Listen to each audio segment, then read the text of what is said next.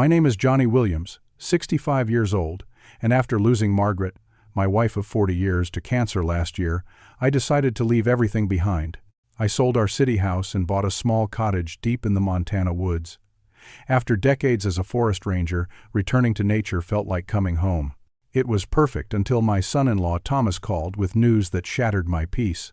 He had decided, without asking, that his parents would be moving into my cottage. What happened next changed everything. If you are watching this video, tell me where you are from in the comments, hit that like button, and subscribe to join me for more stories about standing up for yourself, even when family tries to push you around. The morning I first laid eyes on the cottage, something inside me just knew this was where I needed to be. After 40 years of serving as a forest ranger throughout Montana, I had developed a deep connection with these woods that most city folks could never understand. The smell of pine, the rustling of leaves, and the distant calls of birds were more comforting to me than any luxury apartment could ever be. Margaret and I had always dreamed of retiring to a place like this. We spent decades planning for it, saving every extra penny we could. But life rarely goes according to plan. 3 years before my retirement, Margaret was diagnosed with aggressive breast cancer. The battle was brutal. The medical bills ate through most of our savings, and watching my beautiful, strong wife wither away took pieces of my soul I know will never grow back. When she finally passed, our city home felt like an empty shell. Every corner held memories that stabbed at my heart. The bedroom where she took her last breath. The kitchen, where she used to dance while making Sunday breakfast. The garden she had lovingly tended for years, now overgrown and neglected because I couldn't bear to touch it without her. My decision to sell was quick and final. I needed to escape the suffocating grief, but I also wanted to honor our dream in whatever way I still could. With the money from the sale and what remained of our savings, I purchased a modest 3-bedroom cottage about 20 miles from the nearest town, surrounded by national forest land. The place needed work when I bought it. The previous owner had used it as a hunting cabin and only visited a few times a year. The roof leaked in 2 places. The porch sagged dangerously on one side, and the interior hadn't been updated since the early 90s. But that was perfect for me. I needed a project to pour myself into. Over 6 months, I repaired that cottage with my own hands. Each nail I drove, each board I replaced felt like a tiny act of healing. I fixed the roof, rebuilt the porch, and updated the ancient water heater. I kept the wood-burning stove in the living room but added proper insulation to make the winter months more bearable. The kitchen remained simple but functional, with a propane stove and a refrigerator that sometimes hummed too loudly at night. The 3 bedrooms were small but comfortable. I used the largest for myself, kept one ready for visitors, and converted the third into a study where I could work on writing down all my forest ranger stories. Outside, I cleared enough space for a small vegetable garden, but was careful not to disturb too much of the natural growth. The property sat on 3 acres, bordered by a small stream to the east and dense forest on all other sides. My nearest neighbor was 4 miles away, just how I liked it. Once the cottage was livable, I fell into a routine that brought me more peace than I had felt since Margaret died. Each morning, I would wake with the sun, make a pot of strong coffee, and take a walk along the stream. I would note the tracks of animals who had visited during the night, sometimes catching glimpses of deer or even the occasional moose. After breakfast, I would spend a few hours working on my ranger memoirs or doing maintenance around the property. Afternoons were for longer hikes or fishing when the weather allowed. Evenings, I would sit on my porch watching the sunset, sometimes raising a glass of whiskey to Margaret, telling her about my day. The connection with my only daughter, Amanda, had been strained since her marriage to Thomas Bryant 8 years ago. Thomas came from money and had definite ideas about how people should live, most of which clashed with my simpler views. He worked as an investment banker in the city and seemed to measure everything and everyone by their financial worth. From the beginning, he saw me as a simple, uneducated man who had wasted his life working for the Forestry Service instead of accumulating wealth. Amanda had always been a free spirit growing up, artistic and in love with nature, just like her mother. But after meeting Thomas in college, she gradually changed. Her visits home became less frequent, her phone calls shorter and more distant.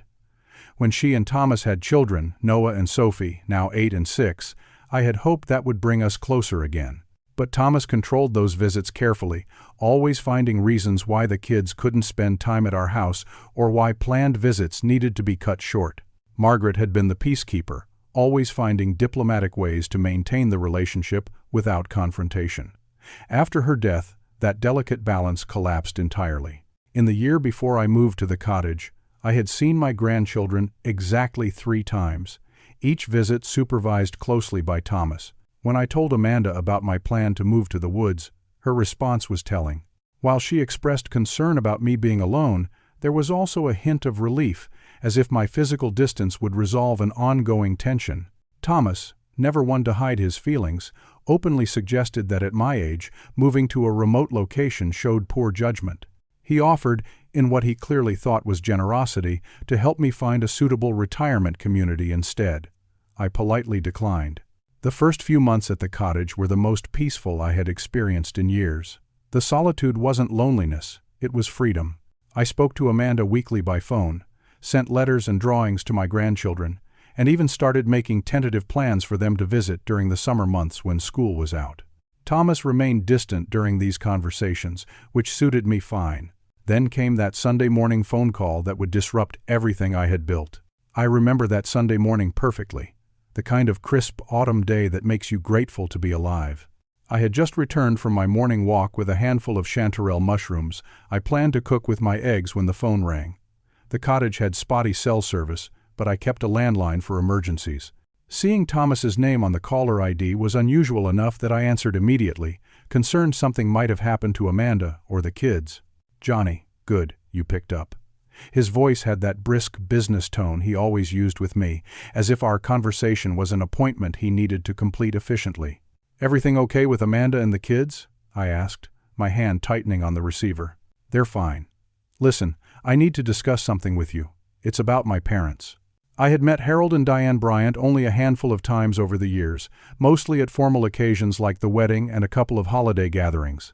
They were cut from the same cloth as their son, wealthy people who had inherited family money and spent their lives in country clubs and luxury communities. Harold had run a successful real estate business before retiring 5 years earlier, and Diane had never worked outside managing their social calendar. Our conversations had been polite but distant, neither side finding much common ground. "What about them?" I asked, setting down my mushrooms and taking a seat at the kitchen table. "Their retirement community is being renovated for the next few months. All residents need to relocate temporarily." Thomas paused as if expecting me to immediately catch his drift. When I didn't respond, he continued, more directly. "They need a place to stay, Johnny. Your cottage has 3 bedrooms, and you're out there all alone. It makes perfect sense for them to stay with you during the renovations." The presumption in his voice felt like a slap. Not a question, not a request, just a statement of what would be happening. "Thomas, I don't think that would work. This place is pretty remote, and your parents are used to certain comforts that I just don't have out here." "They're adaptable," he replied dismissively. "Besides, it's just for a few months." "How many months exactly?" 3, maybe 4, 6 at the most. His casual stretching of the time frame made my stomach tighten. "That's half a year, Thomas, and this place isn't suitable for them. There's limited internet, the nearest store is 20 miles away, and winter is coming. The road gets impassable sometimes during heavy snow. Then they'll be cozy inside. Look, this isn't really a request, Johnny. They're arriving in 2 weeks. Amanda agrees this is the best solution." That caught me off guard. "You already discussed this with Amanda?" "Of course. She's my wife. We make decisions together, and she agrees that family should help family." The way he emphasized those last words carried an unmistakable implication that I would be failing some family obligation if I refused. "I need to speak with her myself," I said, trying to keep my voice level. "She's out with the kids right now. But the decision is made. If you don't want to help out, then maybe it's time you reconsidered this whole hermit lifestyle and came back to the city where we can keep an eye on you." The threat was thinly veiled, playing on my greatest fear, that I might lose what little connection I still had with my daughter and grandchildren. "I'll need to think about this, Thomas." "There's nothing to think about. They need a place. You have room. Unless you're being selfish." Before I could respond, he continued, "They'll arrive on the 15th. Make sure the guest room is ready. Diane has allergies to dust." With that, he ended the call, leaving me standing in my kitchen, the phone still in my hand, feeling as if a tornado had just torn through my peaceful life. I tried calling Amanda immediately, but the call went to voicemail. I left a message asking her to call me back as soon as possible. Then I sat on my porch, the beautiful day now tainted by the intrusion of Thomas's demands. When Amanda finally called back that evening, I could tell from her voice that she was uncomfortable. There was a guardedness that appeared whenever discussions involved her husband. "Dad, I know this is sudden, but Thomas feels strongly about helping his parents. And what do you think?" I asked gently. "I think family should support each other." She was parroting his words, and we both knew it. "Amanda, honey, this cottage is my sanctuary. It's where I came to heal after losing your mother. Having two people I barely know move in for half a year is a lot to ask." There was a pause, and then her voice lowered. "Thomas is upset that you moved so far away. He thinks you're being irresponsible living so remotely at your age." And there it was. This wasn't about helping his parents. This was about control. Thomas had never approved of my independent lifestyle, and now he saw an opportunity to assert his influence.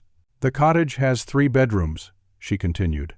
"Thomas says you're rattling around in that big space all alone. His parents need somewhere to stay during renovations, and he thought it would be a perfect solution. Have you seen the renovation plans? Talked to anyone at their community about the timeline?" Another telling pause. "Well, no, but Thomas has handled all that. And what happens if I say this won't work for me?" Her voice became even quieter. "He's mentioned that maybe we need to reconsider how often the kids can visit such a remote location, for safety reasons." The manipulation was clear. Thomas was using my grandchildren as leverage to get his way.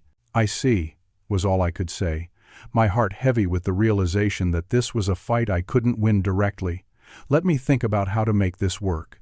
After ending the call, I sat on my porch until well after dark, watching the stars emerge and considering my options.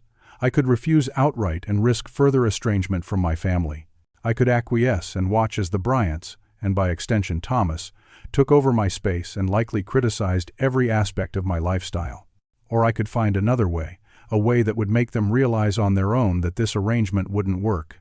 The next morning, I made some calls.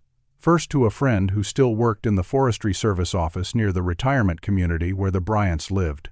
He confirmed what I had suspected: there were no renovations planned. The story was a complete fabrication. Then I called another old Ranger buddy who had connections in real estate.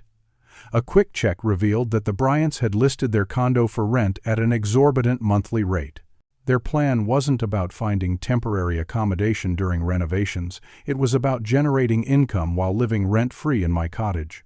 The final piece clicked into place when my real estate friend mentioned that Thomas had recently inquired about property values in my area. He wasn't just sending his parents to inconvenience me, he was laying groundwork for potentially pressuring me to sell the cottage entirely. That night, as I sat by my wood stove contemplating the situation, a plan began to take shape in my mind.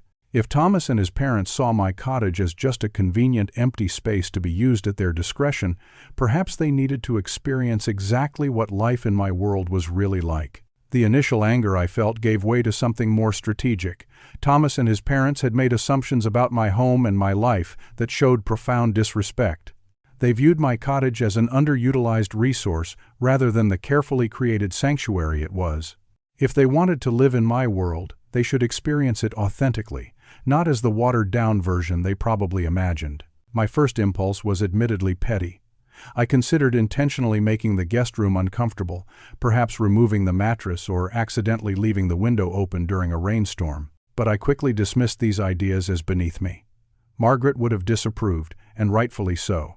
Acting out of pure spite would only reinforce Thomas's narrative that I was a difficult old man who needed supervision. Instead, I decided on a different approach. I would give Harold and Diane Bryant a genuine forest experience, one that highlighted the realities of my chosen lifestyle. Not maliciously uncomfortable, but authentically rustic in ways their privileged lives had never exposed them to. I began by researching the Bryants more thoroughly. A few calls to mutual acquaintances and some social media searching revealed exactly what I expected. Harold and Diane had never lived anywhere without full luxury amenities. Their current retirement community featured an on-site spa, gourmet restaurant, and daily housekeeping service. They complained when the Wi-Fi was slow and had once filed a formal protest when the community pool was closed for 2 days for maintenance. A conversation with their next-door neighbor, an old client of mine who had once needed help with wilderness permits, confirmed the renovation story was entirely fabricated. Not only was their building not scheduled for any work, but the Bryants had been openly discussing their plan to vacation at a family property while making some extra income renting out their condo. This knowledge hardened my resolve. They weren't desperate for accommodation. They were opportunistically using my space while profiting from their own. More disturbing was learning through my forestry contacts that Thomas had indeed been inquiring about land values and development potential in my area. One contact even mentioned Thomas had asked specifically about regulations for subdividing larger properties, which sent a chill down my spine. Was he eyeing my land for development? With this information, I finalized my plan. I would temporarily transform my cottage into what I called authentic wilderness experience mode. Not uninhabitable, but certainly lacking the conveniences the Bryants would expect. If they chose to stay, they would do so on my terms, experiencing the reality of forest living rather than the sanitized version they probably imagined. First, I contacted several of my old ranger friends for help implementing the plan. Jackson, who had retired a year before me, was particularly enthusiastic. He had met Thomas once at my retirement party and had taken an immediate dislike to him. "Johnny, that son-in-law of yours needs a reality check," he said when I explained the situation. "Count me in." Over the next 10 days, we made careful modifications to the cottage. I removed the satellite internet equipment and stored it in Jackson's garage. I disconnected the water heater but kept it in place so it could be easily restored later. I replaced the comfortable guest bed with a much firmer camping mattress. The bathroom remained functional, but I removed all but the most basic toiletries and replaced the shower head with a low-flow model that provided only a tepid trickle. Outside, I constructed a rustic outhouse about 50 yards from the main cottage. Functional and clean, but definitely not the indoor plumbing the Bryants would be expecting. Jackson helped me set up a solar shower station on the back porch. Again, perfectly usable but far from luxurious. I stocked the kitchen with basic supplies, replacing my usual variety with simple staples, beans, rice, and preserved foods. The refrigerator remained, but was emptied of everything except absolute necessities.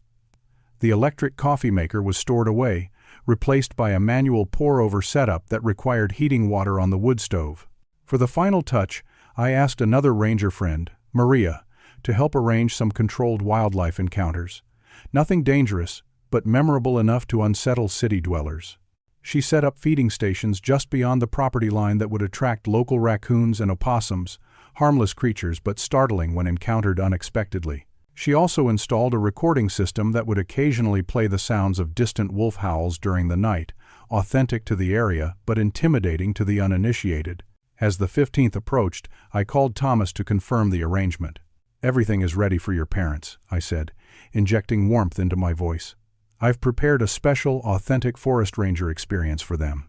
"What does that mean?" Thomas sounded immediately suspicious. "Just that I want them to enjoy the real benefits of forest living, the way I do. Connection with nature, simplicity, the ranger way.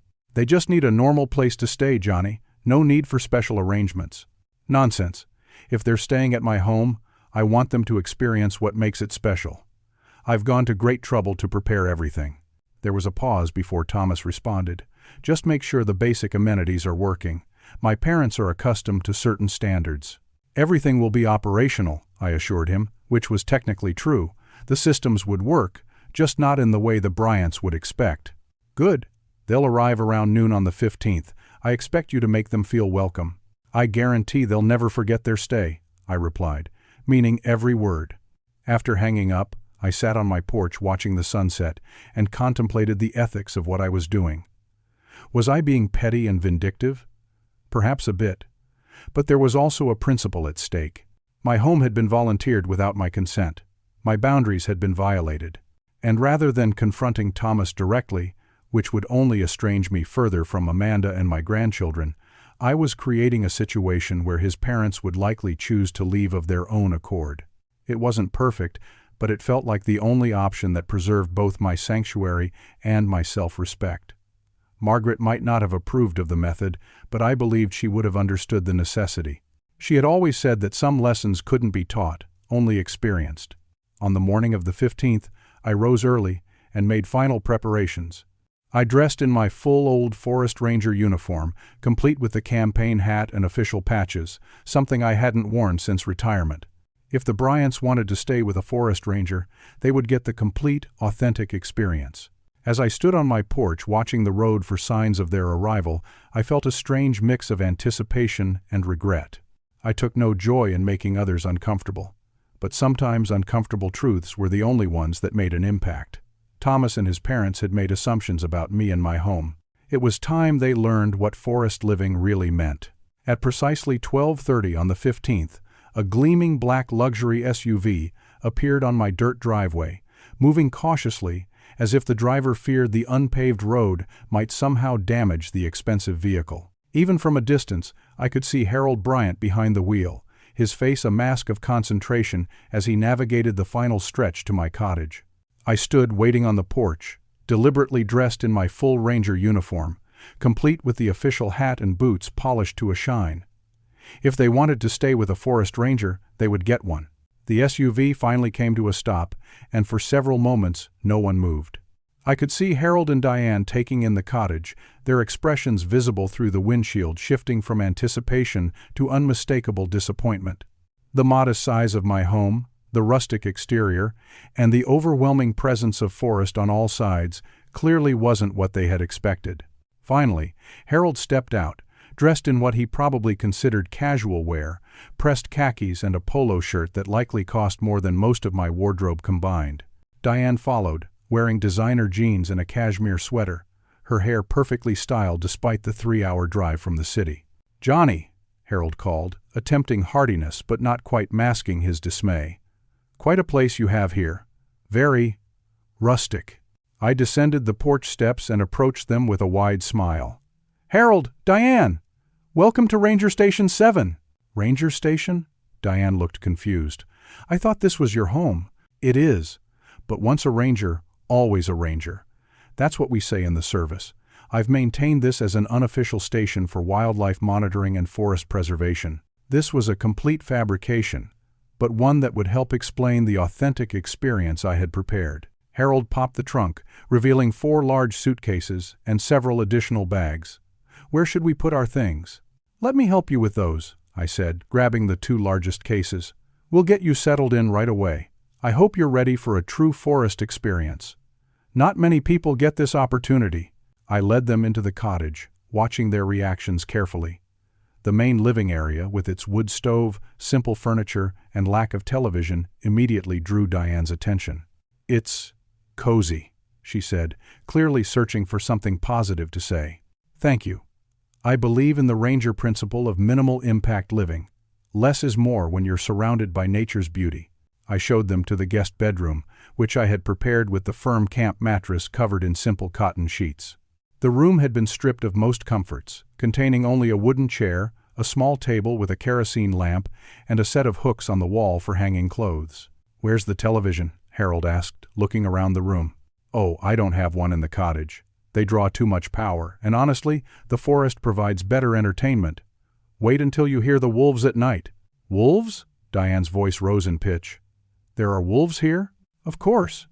And black bears, mountain lions, the occasional moose. All part of the ecosystem we rangers are sworn to protect. Don't worry, they rarely come right up to the house." I paused for effect.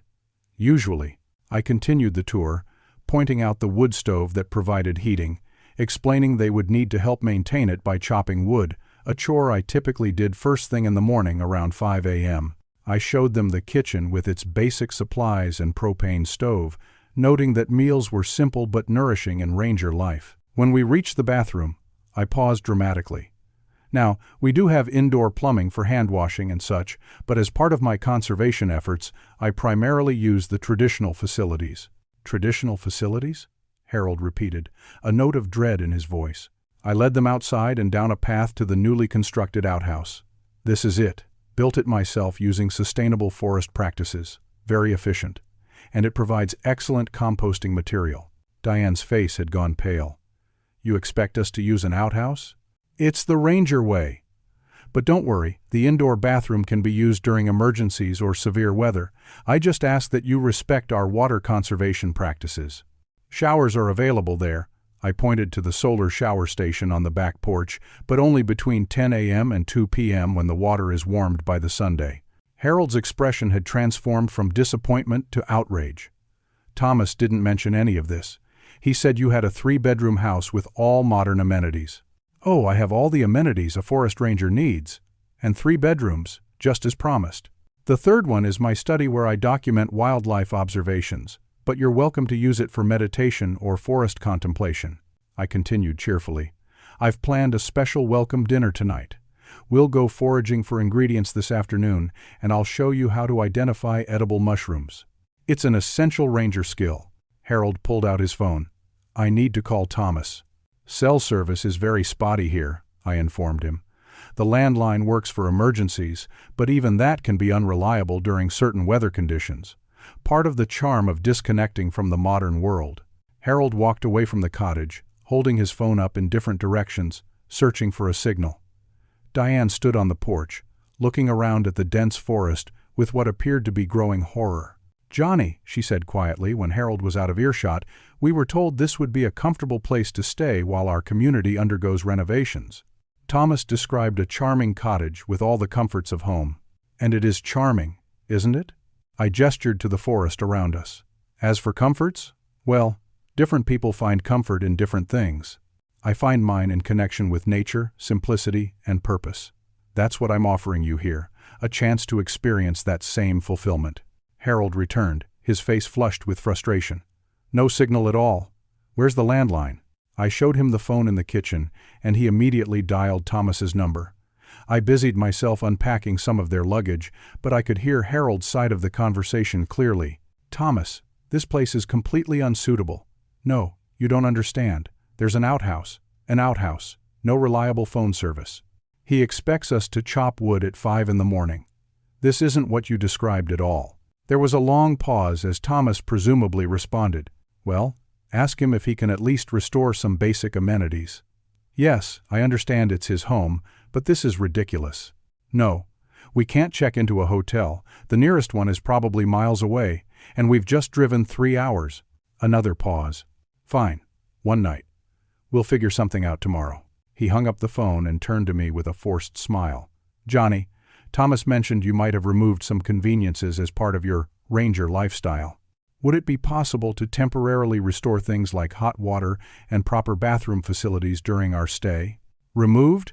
Oh no, this is how I live. The ranger way is one of harmony with nature, minimal resource usage, and self-sufficiency.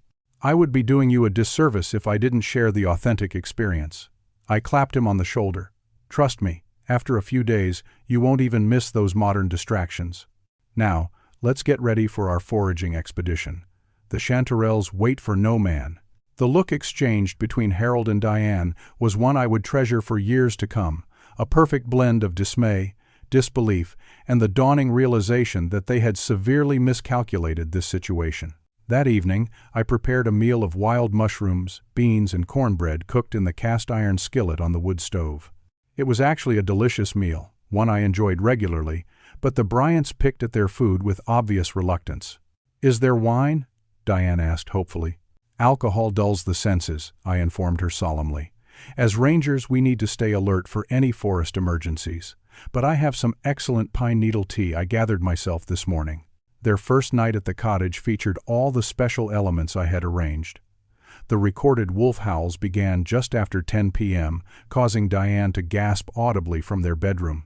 The raccoons visited the feeding stations, creating mysterious rustling sounds that Harold investigated nervously with a flashlight. And at midnight, the timer I had installed cut power to the entire cottage for exactly 1 hour, leaving them in complete darkness except for the dim glow of the banked fire in the wood stove. When morning came, I rapped sharply on their door at 5 a.m., calling out cheerfully, "Rise and shine, ranger style." Wood chopping begins in 15 minutes, and then we have our dawn nature appreciation hike. It's raining, but that just means more wildlife activity. Through their door, I heard Harold mutter something that no forest ranger would ever repeat. By the second day, It was clear that Harold and Diane Bryant were not adapting well to ranger life. The morning began with my 5 a.m. wake-up call, followed by what I called the essential ranger morning routine. Despite the steady drizzle, I insisted we take our nature appreciation walk, providing them with basic ponchos that did little to keep out the persistent Montana rain. The forest reveals its true character in the rain, I explained enthusiastically as we sloshed through muddy trails. Notice how the colors are more vibrant, how the sounds change, how the very smell of the earth rises to greet us. Harold trudged along with grim determination, while Diane had given up any pretense of enjoyment. Her designer hiking boots, clearly purchased for the occasion and never used before, already stained beyond recognition. "Is this really necessary?" she asked, pushing wet hair from her face. "Couldn't we appreciate nature from the porch?" "From the porch? No, Diane. Rangers immerse themselves fully in the forest ecosystem. It's about becoming one with the environment." Upon returning to the cottage, soaked and muddy, they discovered the next challenge. The limited supply of hot water I had allowed was already exhausted from the previous evening. "Cold water is invigorating," I assured them as Harold cursed under his breath while attempting to clean up. "Studies show it improves circulation and mental alertness." After breakfast, consisting of plain oatmeal and more pine needle tea, I introduced them to the daily chores essential for cabin life. Harold was assigned to chop a substantial pile of wood, while Diane was shown how to collect water from the rainwater catchment system I had specially installed for their visit. Despite being older than them by several years, I moved through these tasks with practiced ease, while they struggled visibly. Harold, used to golf and casual walks around a manicured retirement community, found the physical demands of wood chopping beyond his capabilities. After 20 minutes, he was red-faced and breathing heavily, having produced only a few usable pieces of firewood. "Perhaps we could hire someone to deliver wood," he suggested between labored breaths. "Hire someone? That's not the ranger way. Self-sufficiency is our creed. Besides, the physical exertion connects us to the resources we use. When you feel the work that goes into heating your home, you develop a deeper appreciation for every bit of warmth." Diane's water collection assignment was equally challenging for her. The system required carrying buckets from the catchment barrels to the cottage, and her immaculately manicured nails were soon chipped, her hands reddened from the cold water. "Johnny, this is absurd," she finally said, setting down a half-filled bucket. "We're not forest rangers, we're guests in your home. And what better way to honor guests than to share my way of life? To teach the skills that have brought me such fulfillment?" I replied with unwavering enthusiasm. "Thomas was very clear that you wanted to experience living here." This comment was met with a pointed silence, followed by a whispered conversation between the Bryants that I pretended not to notice. By afternoon, their patience was wearing even thinner. Harold attempted to improve their situation by suggesting modifications to the cottage. "Johnny, with a few simple changes, this place could be much more comfortable. I notice the water heater appears functional but disconnected, and surely you have internet equipment somewhere. We'd be happy to pay for any upgrades." "Upgrades?" I looked genuinely confused. "But this is perfect as it is. The Ranger philosophy teaches us that true comfort comes from adaptation to our environment, not adaptation of our environment to our whims." When they retreated to their room for what they called a rest, but was clearly an opportunity to discuss their situation privately, I overheard Harold suggesting they simply make the changes themselves. "We could reconnect the water heater. How hard could it be? And I'm sure there's internet equipment somewhere in this place." This required a subtle intervention. When they emerged, I casually mentioned, "As a forest ranger, I developed a keen sense of when elements in my environment have been disturbed. It's almost like a sixth sense for detecting changes in my territory. Fascinating ability, really." The message was received. No unauthorized modifications would be attempted. The true test came that evening when a genuine thunderstorm rolled through the area. The timing couldn't have been more perfect if I had scheduled it myself. The thunder rattled the windows, lightning illuminated the forest in eerie flashes, and the power went out completely, a common occurrence during storms. I was prepared, of course, calmly lighting kerosene lamps and stoking the wood stove. The Bryants, however, were visibly shaken. The recorded wolf howls, timed to play during the storm, added an extra element of wilderness authenticity that sent Diane into a near panic. "Are they close to the house?" she asked. eyes wide as another howl sounded, this one seemingly closer than the last. "Hard to say," I replied thoughtfully. "Wolves are curious about human habitations, especially during storms when their usual routines are disrupted. But don't worry, I haven't had one actually enter the cottage in, at least 2 years." This comment did nothing to ease their anxiety, which was precisely the point. The wildlife encounters arranged by my ranger friend, Maria, paid off beautifully during the storm. A family of raccoons, attracted by the feeding stations, created scratching sounds on the porch that sent Harold to the window with a flashlight, only to be met with the reflective eyes of several creatures staring back at him. "Good Lord," he exclaimed, nearly dropping the light. "There are animals trying to get in." "Just the local raccoons," I said casually. "They're harmless, though they can carry rabies. Best not to get too close." As the night wore on and the storm intensified, the Bryants' discomfort grew more pronounced. The lack of television, internet, or even basic electric lighting left them with few distractions from the howling wind and pounding rain. I occupied myself by writing in what I called my ranger journal, occasionally reading aloud passages about past wildlife encounters, each more dramatic than the last.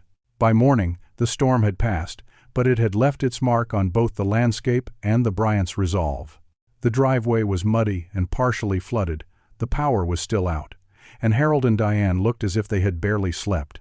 Over a breakfast of cold beans, since the propane was mysteriously low, Harold finally confronted me directly.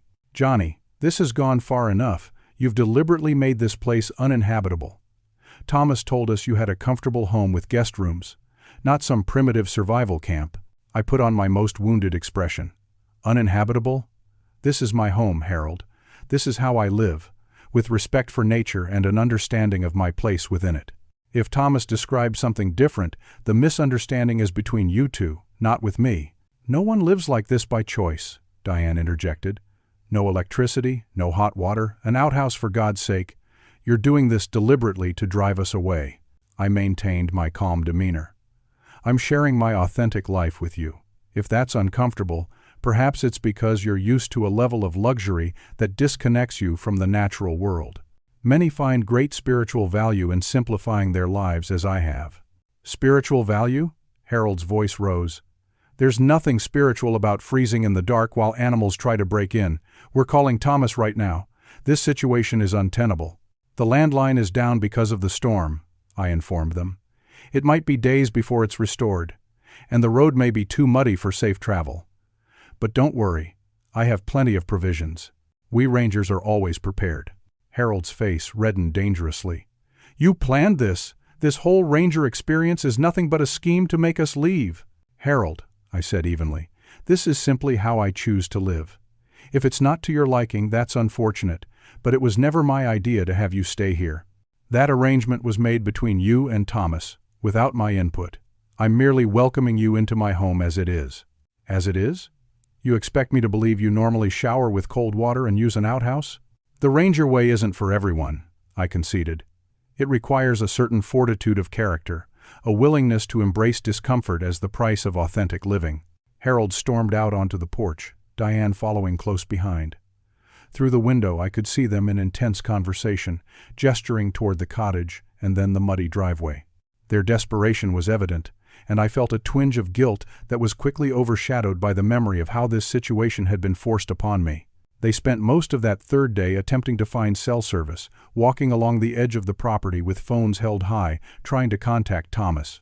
The muddy conditions and continued light rain made this an unpleasant task, adding to their frustration. By evening, their resolve had hardened. They informed me they would be leaving first thing in the morning, regardless of road conditions. "We appreciate your hospitality," Harold said stiffly, "but this arrangement clearly isn't working." "I'm sorry to hear that," I replied. "I was just starting to plan our weekend activities. I thought tomorrow we could track some black bear cubs that have been spotted nearby. Mother bears are so fascinating when protecting their young." The look of horror that crossed Diane's face was almost comical. "We'll be leaving at first light," she stated firmly. That night, as they packed their belongings, I heard the distinct sound of a vehicle approaching. Looking out, I saw headlights cutting through the darkness. Thomas's car had arrived, with Amanda beside him in the passenger seat. The confrontation I had anticipated was about to begin. Thomas and Amanda arrived unannounced, their headlights cutting through the evening darkness as they pulled up beside Harold and Diane's SUV. I stood on the porch, watching as they emerged from the car, Thomas's face set in a hard scowl, Amanda looking worried and uncomfortable. "Dad," she called out, spotting me in the dim light cast by the kerosene lamp I held. "Amanda, what a surprise! And Thomas too. Come on in, out of the damp." Harold and Diane must have heard the arrival because they burst from the cottage, practically running to meet their son. "Thomas, thank God!" Harold exclaimed. "This situation is impossible. Your father-in-law has gone completely off the deep end." "What the hell is going on, Johnny?" Thomas demanded, ignoring proper greetings as he strode toward me. "My parents called from a gas station 20 miles from here. They said you're living like some kind of wilderness hermit and forcing them to do the same." "I'm simply living my life, Thomas. The life of a retired forest ranger who appreciates the natural world and simple living. Your parents are welcome to stay and share that experience, or not. Their choice entirely." Amanda looked around, taking in the outhouse visible in the distance, the solar shower on the porch, the general rustic condition of everything. "Dad, this isn't how your place looked the last time I visited." "There have been some modifications," I acknowledged, "in keeping with my ranger principles." Thomas turned to his parents. "Go wait in our car. We're going to sort this out." Once Harold and Diane had retreated to the warmth of Thomas's vehicle, he rounded on me, dropping all pretense of civility. "You did this on purpose. You knew my parents would never stay in these conditions." "These conditions, as you call them, are my choice for my home," I replied calmly. "A home, I might add, that was volunteered without my consent as lodging for your parents." "It was a reasonable request," Thomas insisted. "You have space. They needed somewhere to stay." "Was it reasonable, Thomas? Was it reasonable to make that decision without asking me first? To present it as a fait accompli rather than a request? To threaten my relationship with my daughter and grandchildren if I didn't comply?" Amanda's head snapped toward her husband. "What is he talking about? What threat?" Thomas waved his hand dismissively. "He's exaggerating. I simply pointed out that if he's going to be difficult about helping family, then perhaps we need to reconsider how much time the kids spend in such a remote location." "That's a threat, Thomas," Amanda said quietly. "You never told me you said that to him." "It doesn't matter what I said. What matters is that he deliberately sabotaged his home to drive my parents away." "I think it matters a great deal," I interjected. "Just as it matters that there are no renovations happening at your parents' retirement community." That was a lie. Amanda looked confused. "What?" "Your husband lied to you, Amanda. I checked with the management at Cedar Grove Retirement Village. There are no renovations planned for this year or next." "Is that true?" Amanda turned to Thomas, who shifted uncomfortably. "It's more complicated than that," he began. "It's not complicated at all," I continued. "Your parents have listed their condo for rent at $4,000 a month. They weren't seeking emergency accommodation. They were looking to profit while staying here rent-free." The look on Amanda's face showed this was all news to her. "Dad," she said slowly, "how did your place get like this? This isn't how you normally live." It was time for complete honesty. "No, it's not." When Thomas informed me, not asked me, that his parents would be moving in, I decided to give them an authentic forest ranger experience. I temporarily modified my cottage to be more rustic than usual. "You see?" Thomas exclaimed triumphantly. "He admits he did this deliberately." "I admit that I responded to having my boundaries violated by creating conditions that would make Harold and Diane reconsider their plans," I clarified, "but I never lied about it. I never claimed this wasn't my doing, unlike the story about renovations."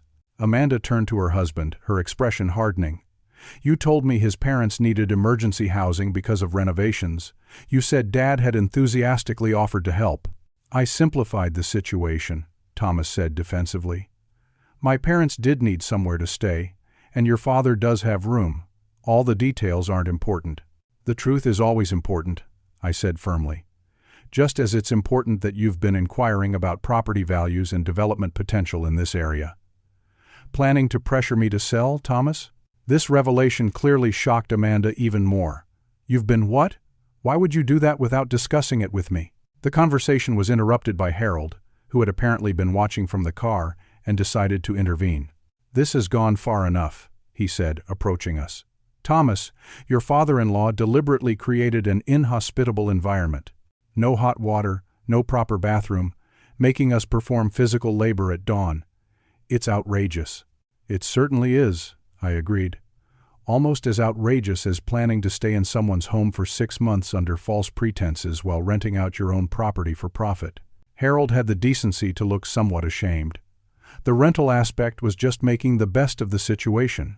A situation created by deception, I pointed out. "Did you even want to stay here in the woods, Harold? Or was this entirely Thomas's idea?" There was a telling pause before Harold reluctantly admitted, "We would have preferred a place in the city. Diane has her social clubs, and I play golf 3 times a week." But Thomas insisted this was the perfect solution. Amanda turned to Thomas, her expression a mixture of anger and hurt. "You lied to everyone, to me, to my father, even to your own parents." "I was trying to solve a problem," Thomas insisted. "Your father is out here all alone. He should be in a retirement community where people can keep an eye on him, not playing wilderness man in the middle of nowhere." This was a way to show him how impractical his lifestyle is. And there it was, the truth finally laid bare. This wasn't about helping his parents at all. It was about controlling me, about forcing me back to the city where Thomas could monitor and perhaps manage my assets. "I don't need anyone to keep an eye on me," I said firmly. "I'm 65, not 95. I'm in excellent health, with decades of experience living and working in environments far more challenging than this. This cottage is my choice, my sanctuary, and my right." I turned to Amanda, softening my tone. "Honey, I'm sorry for the indirect approach. I should have been more forthright about my feelings when Thomas made his demands. But I feared losing contact with you and the kids if I simply refused." Amanda nodded slowly, understanding dawning in her eyes. "He's been doing this for years, hasn't he? Using access to me and the children as leverage to get his way." Thomas scoffed. "That's ridiculous. I've only ever had the family's best interests at heart." "Whose definition of best interests?" I asked quietly. "Yours?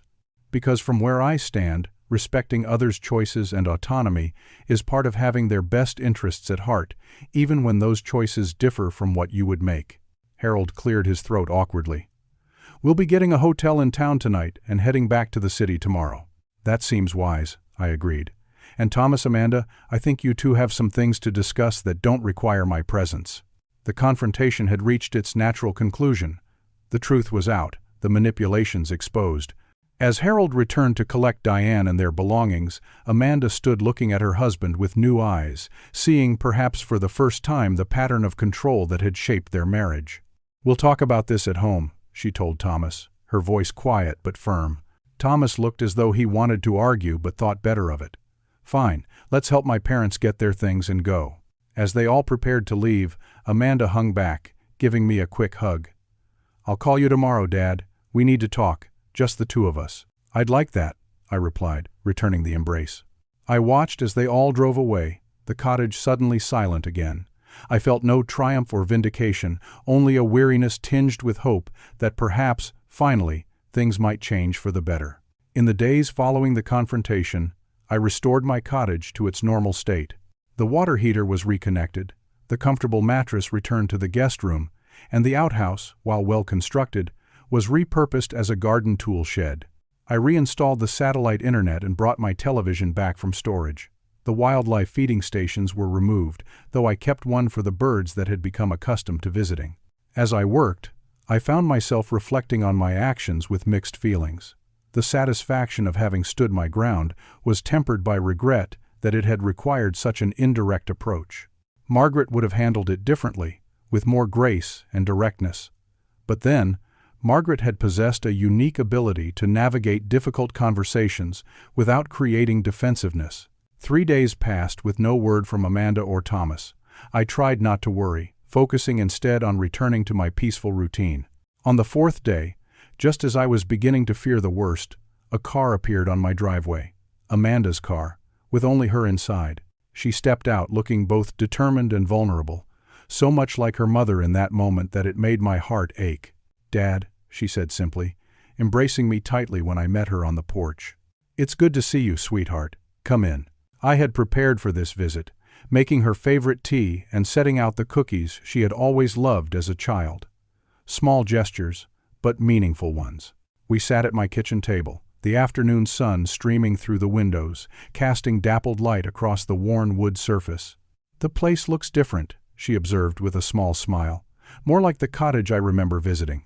"Yes, well, the authentic Ranger experience has been discontinued due to lack of customer satisfaction," I replied, drawing a laugh from her. "I'm sorry," she said after a moment, her expression turning serious. "I should have realized what Thomas was doing, not just with this situation, but with everything." "You have nothing to apologize for, Amanda." "I do, though. I let him control our relationship with you. After Mom died, I should have been here more, should have brought the kids to visit regularly. Instead, I let him dictate when and how we saw you." I reached across the table to take her hand.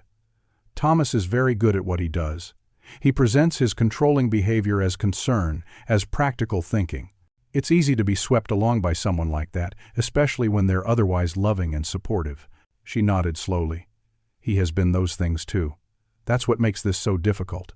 But the way he lied to everyone, the way he tried to manipulate you out of your home, I can't ignore that." "Have you two talked?" "Yes. A lot, actually. I told him his behavior was unacceptable, that he needed to respect my relationship with you and your right to live as you choose." "How did he take that?" "Not well, at first. He tried to justify everything, saying he was just looking out for the family's best interests. When I pressed him on what he meant by that, he eventually admitted he was concerned about your assets and how they would be managed as you age." I wasn't surprised. Thomas had always viewed people primarily in terms of financial value and liability. "And what did you tell him?" "That your choices are yours to make. That respecting you means respecting your decisions, even if he disagrees with them. And that if he ever threatens to keep the children from you again, he'll have me to answer to." Pride swelled in my chest. "You sound like your mother. She had that same steel when it mattered most." Amanda smiled, tears gathering in her eyes. "I miss her so much, Dad. I think after she died, I let Thomas fill that void of certainty she always provided. Mom always knew what was right, always stood her ground on the important things. She did. And she would be incredibly proud of you right now." We talked for hours, really talked in a way we hadn't since before Margaret's illness. Amanda shared her struggles in the marriage, her concerns about how Thomas's controlling tendencies might affect the children as they grew older. I listened, offering support without trying to direct her decisions. "What happens now?" I asked eventually. "Thomas and I are going to try counseling. I do love him, and I believe he loves us. But things have to change." She looked around the cottage. "And the kids and I will be visiting more often. Noah has been begging to go fishing with his grandpa, and Sophie wants to learn about identifying birds." "I'd like that very much," I said, my heart lighter than it had been in months. In the weeks that followed, a new pattern emerged. Amanda brought the children to visit every other weekend. Thomas did not join them, which was a relief to all concerned. The distance seemed to be giving Amanda space to rediscover her own voice and rebuild our father-daughter relationship on new, healthier terms. One sunny Saturday, as Noah, Sophie, and I returned from a successful fishing expedition, Amanda met us on the porch with a letter in hand. "It's from Thomas," she explained. "For you." I opened it with some trepidation. Inside was a formal apology, clearly written at Amanda's insistence, but seemingly sincere nonetheless. Thomas acknowledged his inappropriate behavior, the dishonesty regarding his parents' situation, and his attempts to pressure me into changing my living arrangements. He expressed a desire to eventually rebuild a respectful relationship, though he understood if that would take time. It wasn't everything, but it was a start. When Harold and Diane Bryant sent a separate apology note with a gift basket of gourmet foods the following week, I knew Amanda had been busy behind the scenes. Their note included an invitation to visit them in the city sometime, an olive branch I decided to accept. Building bridges seemed preferable to maintaining walls. 6 months after the Ranger Experience incident, as we now sometimes jokingly referred to it, I sat on my porch watching Noah and Sophie play at the edge of the forest. Amanda joined me, passing me a cup of coffee. "You know," she said thoughtfully, "what you did with the cottage was pretty underhanded." "It was," I admitted without hesitation. "Not my finest moment. But it worked. It brought everything into the open. Sometimes I wonder if we would have ever confronted these issues without such a dramatic catalyst. Perhaps not. But I still wish I had found a more direct approach. The important thing is where we ended up, not how we got here." She looked out at her children, smiling as Sophie showed her brother a pine cone she had found. "And this is a pretty good place to be." I couldn't argue with that. My cottage remained my sanctuary, but it had become something more as well, a place of connection and healing for our family.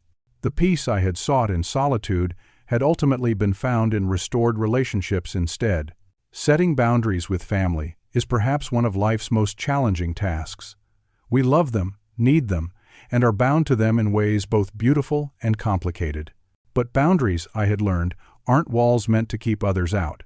They're guidelines that teach others how to respectfully remain in our lives.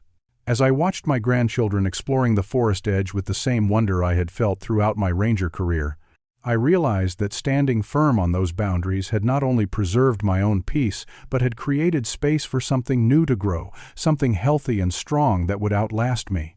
Have you ever had to stand up to family members who overstepped their boundaries? What creative ways have you found to assert yourself while preserving relationships? Let me know in the comments below. And if you found value in my story, please like, subscribe, and share with others who might be struggling with similar family dynamics. Remember, sometimes the greatest act of love is simply respecting someone's right to choose their own path. Thank you for joining me today, and may you find the courage to protect your own sacred spaces while keeping your heart open to reconciliation.